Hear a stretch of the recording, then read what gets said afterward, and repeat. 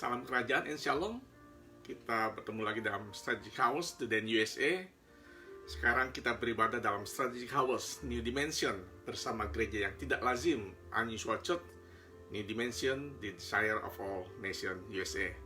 Sebelumnya mari kita berdoa bersama-sama. Bapa kami surga, Tuhan Yesus, terima kasih untuk hari yang indah ini.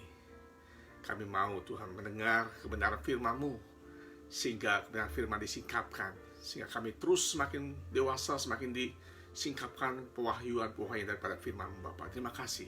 Dalam nama Yesus kami ucap syukur. Haleluya. Amin. Nah, kita sudah berada di akhir dari hari terakhir. Hari terakhir ini bukan kiamat, bumi hancur sehingga orang bersiap-siap untuk tinggal di planet lain seperti Mars. Saya mau katakan tidak ada firman bahkan bahwa manusia akan hidup di planet lain. Yang ada adalah kita akan hidup di bumi yang baru. Nah, kita tidak akan bisa hidup di bumi yang baru jika kita masih terseok di bumi yang sekarang kita tinggali, betul? Kenapa? Karena kita hidup di bumi tapi salah hidup di dunia yang bukan Tuhan kehendaki. Loh, maksudnya apa? Saya teringat lagu sekolah minggu, di dalam dunia ada dua jalan, lebar dan sempit, mana kau pilih. Nah, waktu itu kita hanya nyanyi tanpa mempunyai understanding yang benar. Ternyata memang di bumi ini ada dua dunia, yaitu kerajaan dunia dan kerajaan surga. Sekali lagi saya ingatkan, untuk mengalami dimensi kerajaan surga, itu tidak menunggu kita mati, tapi kita bisa mengalami selama kita hidup sekarang. Katakan sekarang, karena masa yang kita hidupi sekarang ini sebagai latihan untuk kita bisa memasuki dan hidup di bumi yang baru. Jadi lupakan pengetahuan yang error bahwa kiamat itu bumi dihancurkan, terjadi kekacauan atau rapture, pesawat lagi terbang, tiba-tiba pilotnya diangkat atau penumpangnya diangkat. Lupakan itu, karena Tuhan tidak menciptakan kekacauan. Amin. Sejak dari semula Tuhan menciptakan segala sesuatu adalah baik adanya. Amin. Nah, itu sebabnya di akhir zaman artinya adalah akhir suatu era, dan awal dari suatu era itu era hidup orang benar. Nah, era yang hidup yang karena iman, hidup di dalam kebenaran. Nah, kita bisa baca dalam Lukas 18 ayat 8 dikatakan demikian, aku berkata kepadamu, ia akan segera membenarkan mereka. Akan tetapi jika anak manusia itu datang, adakah ia mendapati iman di bumi? Nah, krisis yang mengerikan bukan krisis ekonomi, tapi krisis iman. Orang capek mengalami masalah yang bertubi-tubi, sehingga hamba Tuhan mulai lembut dan membenarkan untuk orang percaya atau jemaat untuk diizinkan boleh sedikit stres atau boleh khawatir, karena mungkin pendetanya juga stres juga, mungkin pendetanya juga khawatir. Nah, sehingga mereka bilang bolehlah khawatir, bolehlah stres, asal jangan berlebihan, karena kita kan manusia juga. Saya mau katakan secara tegas, tidak ada firman yang mengatakan boleh khawatir atau takut, betul? Jika firman Tuhan bilang jangan khawatir, ya berarti tidak boleh. Kalau tidak boleh, berarti tidak boleh. Bukan berarti kalau sedikit boleh, asal jangan banyak-banyak, nanti akan melalui dosa.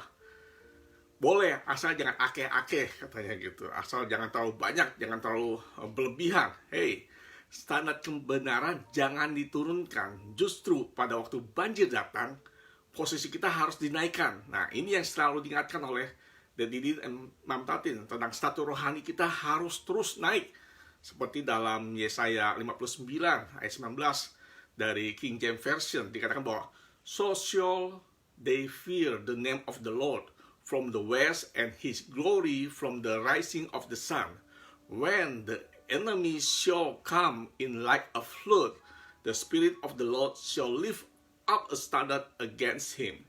Jadi kalau ada satu serangan enemy seperti banjir bandang, maka spirit kita, stature kita, kerohanian kita harus diangkat. Bukannya kita turunkan pada waktu kesulitan terjadi, pada waktu kehancuran terjadi. Jangan direndahkan, tapi harus diangkat, harus dinaikkan status kita. Amin.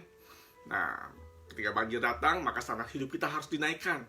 Agar apa? Agar tidak hanyut terbawa arus banjir, arus kehancuran, arus kengerian dan sebagainya. Sebab itu jangan berkompromi dengan kejahatan. Kejahatan di sini bukan membunuh atau merampok dan sebagainya, tapi tidak suka mendengar firman juga disebut sebagai kejahatan. Coba baca dalam Hakim-Hakim 6 ayat 1, dikatakan bahwa tetapi orang Israel melakukan apa yang jahat di mata Tuhan, sebab itu Tuhan menyerahkan mereka ke dalam tangan orang Midian 7 tahun lamanya. Nah, saya mau katakan, apa yang dilakukan kejahatan, apa yang dilakukan orang-orang Israel sehingga Tuhan menyerahkan. Ingat, Tuhan menyerahkan bukan berarti Tuhan memberikan kepada musuh untuk ditahan, untuk diperbudak dan sebagainya. Saya mau katakan, ketika seseorang berada di dalam naungan anugerah karunia Tuhan, ketika dia melangkah keluar, maka tidak bisa disalahkan bahwa Tuhanlah yang mengambil tudung karunia atau tudung penyertaannya atau tudung perlindungannya. Bukan, tapi karena orang itu keluar dari dari lindungan, dari zonanya Tuhan yang dimana Tuhan ada. Seperti halnya kalau kita di dalam terang. Nih, sekarang saya ada dalam terang. Ketika saya keluar dari terang ini, maka saya masuk dalam kegelapan. Otomatis bukan berarti terang ini memberikan saya kegelapan, bukan. Tetapi terang adalah terang. Tuhan adalah baik adanya. Tuhan tidak pernah merencanakan kejahatan dalam hidup kita. Begitu juga dengan Bapak Rohani. Bapak Rohani tidak pernah merencanakan kejahatan bagi anak-anaknya. Kenapa? Karena melalui Bapak Rohani kita dipersiapkan. Tadi saya dapatkan bahwa kita dipersiapkan menjadi dari batu-batu yang berserakan. Bapak Rohani itu seperti truk yang mengambil batu-batu berserakan di jalan. Supaya apa? Supaya dibangun menjadi rumahnya Tuhan. Nah, pada saat dibangun, maka dikikis, dibentuk supaya menjadi satu dengan batu-batu yang lainnya, dengan saudara-saudara sini, dengan orang-orang yang percaya, yang satu frekuensi, sehingga kita bisa berkesinambungan menjadi bangunan rumah Tuhan. Dan bukan itu saja, bukan menjadi bangunan, tapi terus diproses menjadi menjadi arrow. Itu terdapat dalam 127. Itu satu rahasia firman Tuhan yang sangat diberkati saya pada pagi hari ini, didapati oleh orang tua saya, bahwa mulai dari 172 Mazmur 127 itu tentang proses bahwa kita di dalam rumah Tuhan, yaitu mulai dari batu yang berserakan dipungut, dibangun, kemudian bukan karena jerih payah kita, tapi karena Tuhan yang membangun. Sebab kalau kita dengan jerih payah kita, maka akan sia-sia. Dan dikatakan lagi menjadi arrow. Arrow itu harus diasah sesuai dengan standarnya Tuhan, karena supaya mencapai sasaran yang tepat. Dan arrow adanya di belakang, ditaruh di lumbungnya pahlawan. Nah, ketika dibangun menjadi bangunan, orang tua saya menjadi master builder. Dan ketika saya diasah menjadi arrow, maka maka orang tua rohani saya menjadi seorang warrior, seorang pemenang. Dia sudah menang terlebih dahulu, sehingga saya bisa mengikuti polanya, patternnya, menjadi pemenang juga. Karena apa? Karena orang tua rohani sudah mengikuti pola Kristus, mengikuti doktrin Kristus. Nah, itu sebabnya saya terus diubahkan menjadi arrow, menjadi anak panah. Bukan saja stop menjadi anak panah, tetapi dalam ayat selanjutnya, dalam Mazmur 127, kalau dibacakan atau diselidiki, itu menjadi menjadi negotiator, sehingga menjadi pembicara bagi musuh. Nah, orang tua rohani saya memberikan satu kepercayaan untuk saya bisa bernegosiasi. Tetapi tidak akan bisa sampai menjadi negosiator kalau kita tidak mau diubah, diproses. Amin. Nah, dikatakan bahwa kejahatan, melakukan yang jahat di mata Tuhan. Melakukan apa kejahatannya? Kita baca dalam Hakim-Hakim 6 ayat 10 yang berbunyi, dan aku telah berfirman kepadamu, akulah Tuhan Allahmu, maka janganlah kamu menyembah Allah orang Amori, yang negerinya kamu diami ini, tetapi kamu tidak mendengarkan firmanku itu. Jadi kejahatan di sini adalah apa? Karena tidak mendengarkan firman Tuhan, tidak dengar-dengaran. Kembali lagi pada dengar-dengaran. Mengapa kita perlu mendengar firman? Ini bukan sembarang firman asal dengar, tapi firman yang mengandung apa? Roh dan menghidupkan. Yohanes 60 ayat 63 dikatakan begini, rohlah yang memberi hidup, daging sama sekali tidak berguna. Perkataan-perkataan yang kukatakan kepadamu adalah roh dan hidup.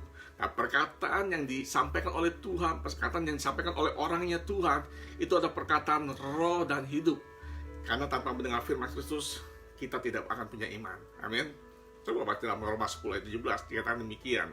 Jadi, iman timbul dari pendengaran, yaitu pendengaran oleh firman Kristus.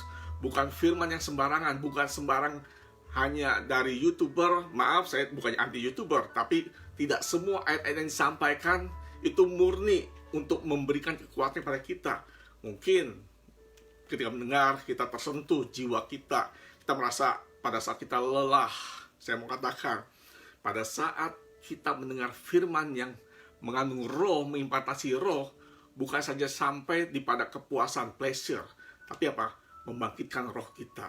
Pada saat mendengar firman Tuhan, maka roh kita bergelora, roh kita bersemangat, berapi-api, burning. My heart is burning.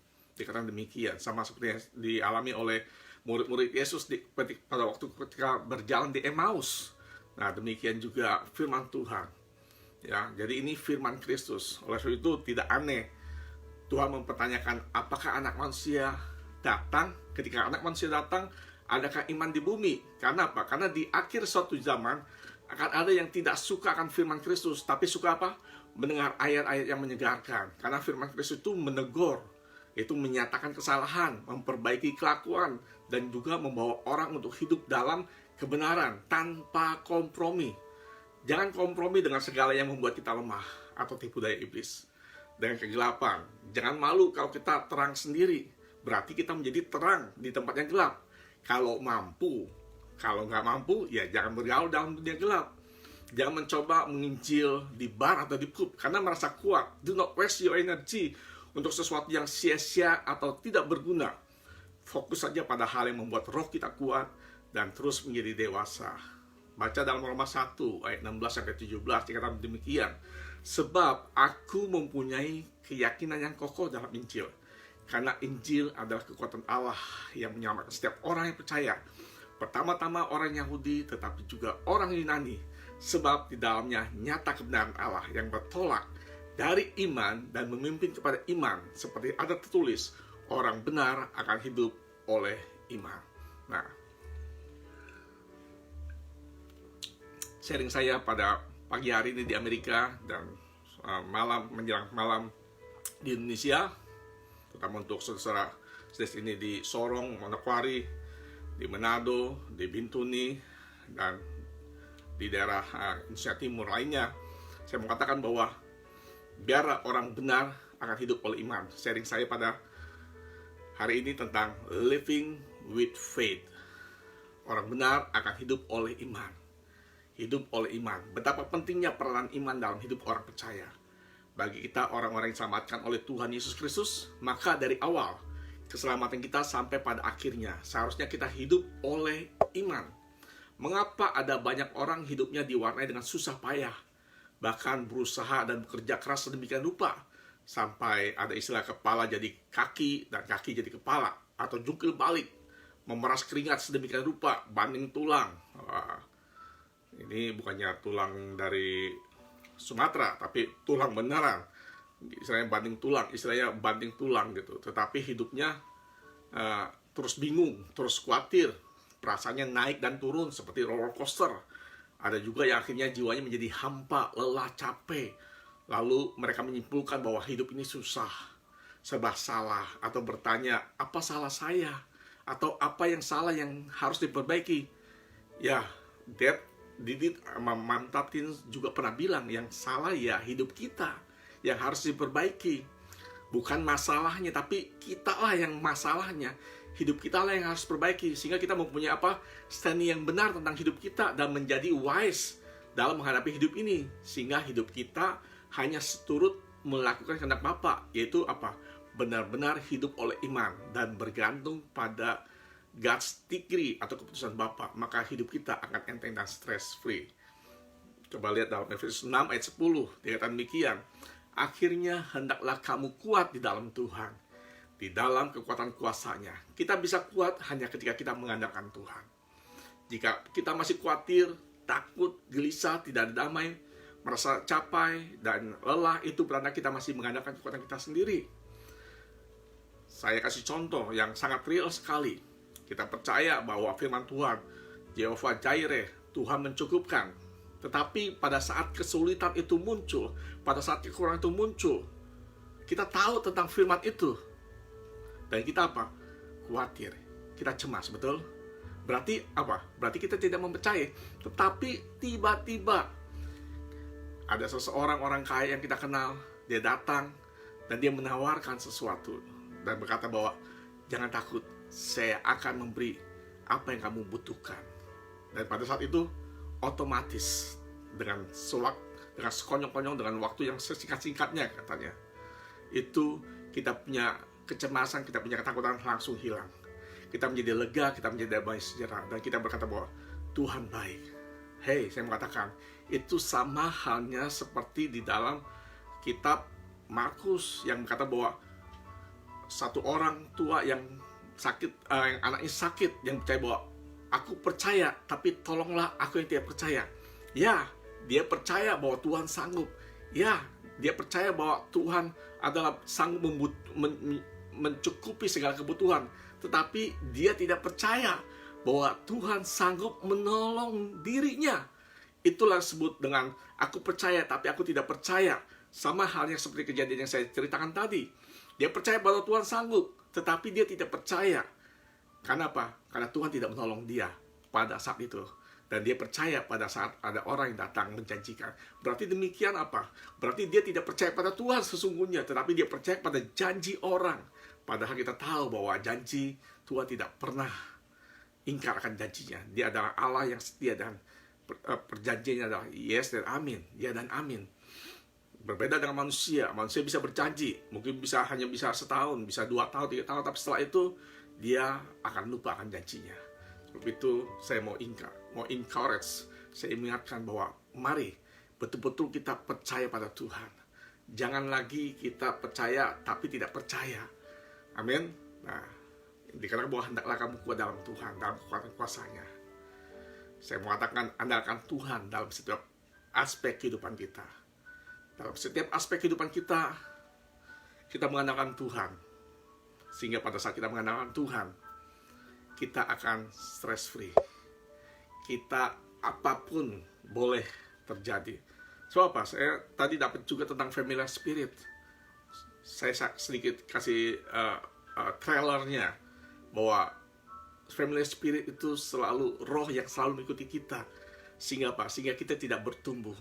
Sehingga kita tidak mengalami suatu kemajuan, suatu peningkatan dalam roh kita. Karena ada roh yang selalu mengintai, yang menjadi informan, sehingga menjadi celah bagi roh-roh lainnya untuk masuk. Itu sebabnya dalam firman Tuhan dikatakan bahwa kalau kita sudah bersih, kita harus terus jaga.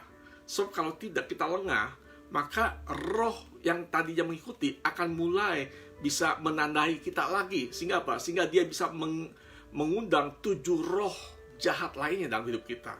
Sebab itu, jika engkau sudah terkonek dengan aliansi ini, sudah terkonek The Dance, jangan engkau lepas. Bukannya saya mengutuk, tetapi saya mau katakan bahwa pada saat engkau lepas, tidak terkonek, atau merasa capek, kau diproses terus, kau berubah terus, kau harus mendengar firman Tuhan, kau mendengar firman Tuhan terus, dan bahkan harus mendengar firman Tuhan yang hanya dari rumahnya Tuhan, dan mendengar firman Tuhan dari yang lainnya lagi. Saya mau katakan bahwa itu adalah celah kalau kita sudah mengatakan demikian. Mengapa sih harus mendengar dan harus diproses? Hei, saya mau katakan, hidup ini adalah proses. Sebab kalau kita tidak mau diproses, maka tidak ada progres. Amin. Nah, saya katakan bahwa kita harus terus mau dibentuk dan proses. Kalau no proses, maka no progress. Kalau no progress, no reward. Oleh sebab itu, waktu diproses, jangan suka protes. Nah, kesukaan kita akan menjadi dunia kita. Saya suka motor, saya suka Harley, maka itu menjadi hobi saya. Tetapi sejak saya terkonek dengan aliansi ini, maka hobi kesukaan saya semakin berkurang. Amin. Bukan menjadi prioritas lagi, tapi mendengar firman itu menjadi prioritas dalam hidup saya. Amin. Nah, saya encourage supaya mengimpartasi. Mari kita menyukai firman. Jika kita menyukai kerja dan hanya mencari uang, maka sesungguhnya hidup kita menuju kesia-siaan. Karena apa? Karena hanya mengandalkan diri sendiri. Jangan salah dan berkata bahwa kita tidak boleh bekerja. Ada yang bekerja karena jerih payah sendiri, dan ada yang bekerja karena anugerah. Bedanya, orang yang bekerja jerih payah ada rasa khawatir dan takut jika tidak ada pekerjaan atau tidak cukup. Tapi jika bekerja karena anugerah, itu akan selalu mendatangkan sukacita dan selalu membuat kita bertambah dekat dengan si pemberi. Amin. Kita semakin dekat kepada Tuhan. Kalau tolak ukurnya, kalau kita semakin jauh pada Tuhan, ogah-ogahan, malas untuk mendengar firman, berarti hati-hati. Itu adalah mulai masuk dalam jeratnya si iblis atau tipu daya si iblis. Amin. Nah, sebab itu jangan masuk dalam jebakan iblis, sehingga tidak percaya akan Tuhan mencukupi segala sesuatu. Ketika kita mengutamakan kerajaan Allah dan kebenarannya terlebih dahulu, maka semuanya akan ditambahkan. Amin. Berhenti dan jangan terbayar dengan spirit of error, menggunakan iman untuk mendapatkan hal-hal materi dunia ini. Saya beriman, saya punya mobil, saya beriman, bagus, tidak salah. Tetapi saya mau katakan, iman yang sesungguhnya bukan untuk hal-hal materi atau untuk hal-hal yang sifatnya fana, yang habis oleh engat dan karat. Tapi iman ini digunakan untuk apa? Untuk melawan serangan si iblis yang selalu mencuri, membunuh, dan membinasakan. Yaitu apa? Dengan cara tipu dayanya, memutarbalikkan firman. Sebab itu di akhir zaman ini kita harus waspada dengan roh, namanya roh intimidasi, familiar spirit yang saya katakan tadi, terus dengan deception, penyesatan, dan dari mislead spirit of error. Mari kita menggunakan iman untuk hidup dalam dunia kerajaan Allah, sehingga dimensinya menjadi nyata dan aktivitas surgawi juga terjadi di bumi.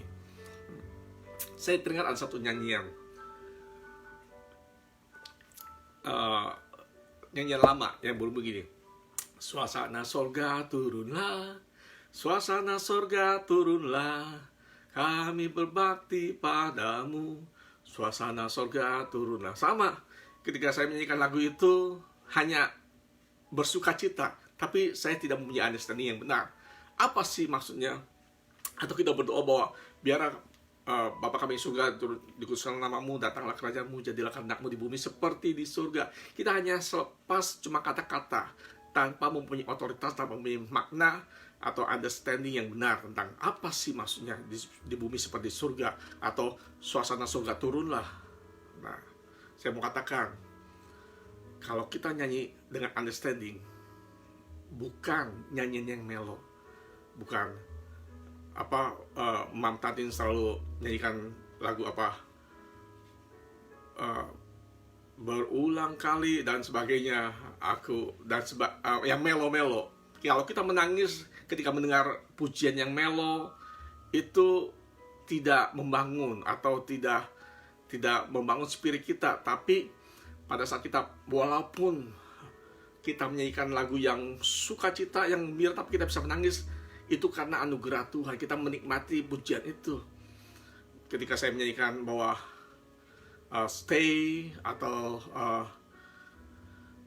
lagu The Champion, maupun itu lagunya gembira tentang kemenangan, tapi saya menangis. Kenapa? Karena Kristus yang telah memberikan kemenangan itu kepada saya.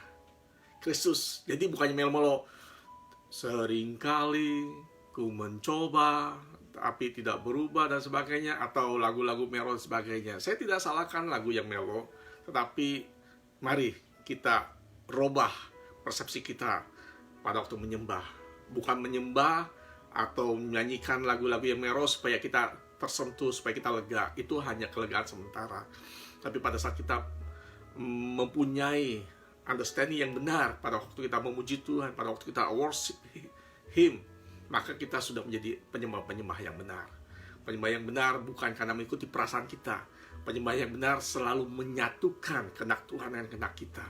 Sehingga pada saat kita menyembah, itu kita melepaskan, seperti di kitab Wahyu, melemparkan mahkota kita, melemparkan segala keangkuhan kita, melemparkan segala kebanggaan kita, melemparkan segala apa yang kita punya, hanya worship Him, bahwa Dia segala dalam hidup kami, bahwa Allah, bahwa Tuhan segala dalam hidup kita. Amin.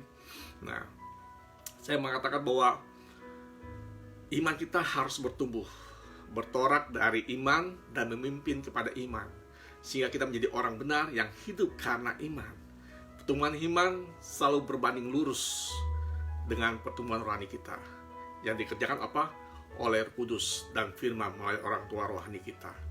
Biarlah kita sekarang mempunyai understanding yang benar tentang iman. Bahwa iman bukannya untuk iman-imani, untuk mendapatkan sesuatu. Iman-imani bahwa saya dapat pekerjaan yang baik. Bagus, betul. Tetapi itu iman tidak akan bekerja kalau tidak ada firman yang terlebih dahulu yang kita dengar, yang ditanam di dalam roh kita. Sebab pada saat kita roh menerima firman Kristus, pada saat roh menjadi firman itu menjadi benih dalam hidup kita, maka benih itu akan menjadi iman. Sehingga apa? Sehingga apapun yang kita katakan itu adalah benih firman, ada dasarnya. Kalau cuma iman-imani, berarti itu hanya iman yang tanpa dasar, atau iman yang bukan benih firman, tapi iman yang hanya menuruti hawa nafsu. Sebabnya Yakobus berkata bahwa engkau berdoa tapi engkau tidak mendapatkan. Kenapa? Karena engkau salah berdoa. Engkau hanya menuruti hawa nafsumu, bukan menuruti kehendak Tuhan. Sebab itu pada saat kita beriman, kita harus mendengar firman. Pada saat mendengar firman itu maka timbullah iman. Amin. Tanpa firman maka tidak akan timbul iman. Tanpa firman maka tidak akan terjadi sesuatu. Tanpa firman, mungkin ada berkata, saya belum pernah mendengar firman, tapi saya punya iman dan saya terjadi. Itu saya mau katakan itu hanya kebetulan. Itu hanya tipu daya muslihat iblis. Tidak ada dalam Tuhan yang namanya tidak ada proses. Semuanya mengalami proses. Kenapa? Melalui proses kita didewasakan. Melalui proses maka kita mengalami pertumbuhan yang benar-benar mature, benar-benar dewasa. Mengapa Adam bisa ditipu daya oleh iblis? Karena Adam mempunyai rohnya culun, masih kekanak-kanakan, tidak dewasa. Beda halnya dengan Kristus. Adam yang pertama beda dengan Adam yang terakhir. Adam yang terakhir adalah roh yang sudah dewasa, sehingga pada saat ditipu daya oleh iblis, dia bisa menolak, dia bisa membedakan, dan dia bisa mengusir, dan dia bisa mengalahkan. Sebabnya ciri daripada dewasa rohani sama seperti halnya anak-anak. Anak-anak dia memakan semua makanan, apa saja yang ada di dekatnya, bahkan sampai mungkin bekas coklat yang berbau coklat sedikit pun, bungkusan coklat pun dia akan makan. Atau apapun yang ada, mungkin bola atau seperti apa gundu gitu ada di dekatnya, dia akan makan. Atau kacang hijau mentah dia makan. Pokoknya apa yang ada di dekatnya yang berbentuk yang sesuatu yang bisa masuk dalam mulutnya dia masukkan. Nah, kalau dia belum dewasa rohani, masih anak-anak, apapun dia makan. Apalagi kalau dia bilang, ini firman Tuhan, tapi dia tidak tahu firman Tuhan itu ayat, bukannya firman Tuhan. Ini ayat firman Tuhan, ayat kitab. Tapi dia tidak tahu bahwa ayat kitab itu tidak mendewasakan rohnya, tapi hanya untuk menyenangkan jiwanya. Nah, tapi kalau orang dewasa dia akan tahu. Dia akan tahu, seperti Bapak Dit kasih contoh, orang dewasa bisa membedakan antara bubur Manado atau muntahan bayi atau muntahan siapapun. Walaupun dia kasih warna yang sama, walaupun dengan ini, tapi dari baunya atau dari rasanya akan bisa membedakan. Ketika dia tahu, maka dia akan berhenti. Karena apa? Punya discern spirit. Orang yang dewasa rohani mempunyai discern spirit, bisa membedakan mana roh Tuhan, mana spirit of error, mana spirit of the truth. Sebab itu saya mau katakan, mari kita harus dengar firman Tuhan. Sebab apa yang kita dengar, bagaimana kita mendengar, dan siapa yang mendengar, siapa yang kita dengar, itu menentukan kehidupan kita. Dan itu menentukan pertumbuhan roh kita. Iman berbanding lurus dengan kedewasaan rohani. Orang yang dewasa rohani maka mempunyai iman yang kuat, iman yang tidak digoyahkan. Dan dikatakan bahwa iman itu akan menimbulkan pengharapan, karena pengharapan itu seperti sauh bagi kapal yang tidak mudah tergoyahkan. Orang dewasa rohani tidak akan mudah digoyahkan, tidak akan mudah diombang-ambingkan dengan tipu daya iblis. Biar kiranya Tuhan memberkati kita semua, living in faith, dan terus setia dan berkobar mendengarkan firman Tuhan. Amin, amin. Saya mau berdoa untuk kita semua. Bapa kami yang surga, biarlah Tuhan kami menikmati firman-Mu, biar kami boleh benar-benar hidup mulai dari iman kepada iman, sehingga kami disebut menjadi orang benar karena iman. Karena tanpa iman kami tidak akan bisa melihat, kami tidak akan bisa memasuki dimensi kerajaan Allah. Dan iman timbul oleh karena pendengaran akan firman Kristus. Sebab itu Tuhan, kami berdoa, hamba-Mu berdoa untuk setiap yang menyaksikan video ini yang secara langsung maupun ulangan. Terus tanamkan rasa lapar dan haus dalam hidupnya. Proteksi-Mu Tuhan daripada familiar spirit, daripada segala sesuatu yang membuat jauh daripada Engkau, sehingga membuat bosan, menjadi enggan untuk mendengar firman Tuhan, mempunyai alasan capek, mempunyai alasan tidak punya waktu, mempunyai alasan sibuk dan sebagainya. Hamba katakan dalam nama Yesus, sehingga pada saat mereka mendengar firman Tuhan, ada rasa haus dan lapar, dan rohnya berkobar-kobar. Biar itu terjadi, impartasi roh, seperti hamba merasakan bahwa haus dan lapar akan firman Tuhan setiap hari, setiap saat. Bukan hanya hari Minggu mendengar firman, tapi setiap hari, setiap saat mendahulukan firman, mendengar firman, sehingga pada saat mendengar firman, maka firman itu menjadi suatu benih dalam hidup kami Tuhan. Terima kasih Bapa, Kau berkati dan Kau menjamah setiap orang yang sakit, apapun sakitnya, sakit pinggang, sakit kaki Tuhan, dalam nama Yesus, atau tangannya lemah, dalam nama Yesus Tuhan jamah, sehingga dengan tubuh yang sehat kami boleh memuliakan Engkau Bapa. Terima kasih dalam nama Yesus Tuhan, Kau berkati kami semua di hari Minggu ini. Haleluya, amin.